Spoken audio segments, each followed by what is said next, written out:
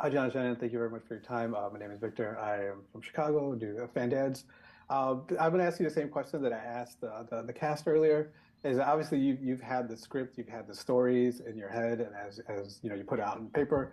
And as everything was getting animated for you, what was the one scene that for you couldn't wait to see how it finally came out from your head to digital animation to on the screen? What was like one moment that you were like excited to see? So, Completed. for me, one of the big scenes was when Emmy gets hurt and Ken brings her home. That scene was inspired by personal experience, but also there's the scene in Kramer versus Kramer when Billy falls off of the playset and his dad's holding him while he's getting his stitches. Our amazing board artist Ovi Nadelku, who I worked with on Kubo and a bunch of other stuff, he boarded that, and that was when I was really excited to see because we're showing something that's very relatable to a parent, but at a much bigger scale than you're used to. So how can you tell something that's sweet and intimate and make this 35-foot tall character in Emmy feel vulnerable? And I think we were able to achieve that. For me, I would say well, there's a couple. I would say from a fan point of view, the transformation scene of Ultraman, how that was going to come through, and but then of course I boarded on the movie, and so I'd be excited to see what my sequence looks like in the final. Thank you. Shannon, as a father, I really connected to the movie and the relationship with both fathers, Ken and his dad.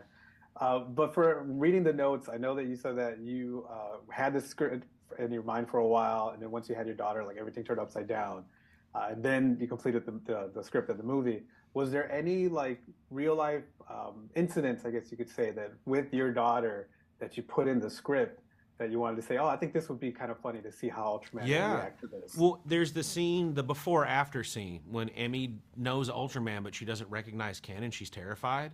I have three photos of my daughter when she was about 2, where she's really mad at me, and then she's crying, screaming, and then she's smiling, and she's still got tears on her face. Like, she changes on a dime. Kids can be very mercurial. So I gave those photos to the animators, and I said, I want that turn, that quick turn. I want to show that. So that's one specifically that was inspired by my experience with my daughter. I still have those pictures. Thank you. Really quick, with the movie, was there any moments that had to be either cut out because of time or like it wasn't being like animated the way you expected, that we hopefully might see later on, like it's a deleted scene somewhere? I Well, would well go ahead. You have a Well, I was going to say the ending of the film changed sure. because we originally they made it to the island, and you see some of the other baby kaiju, but it's really expensive to build, rig, and animate baby kaiju. So when we found out, like, okay, well, we can't do that, it left an opportunity for more poetic and I think a more emotional ending. And I actually preferred the ending that we came, and that came out of a limitation and having to rewrite and adjust just because of the limitations of our schedule and time and money.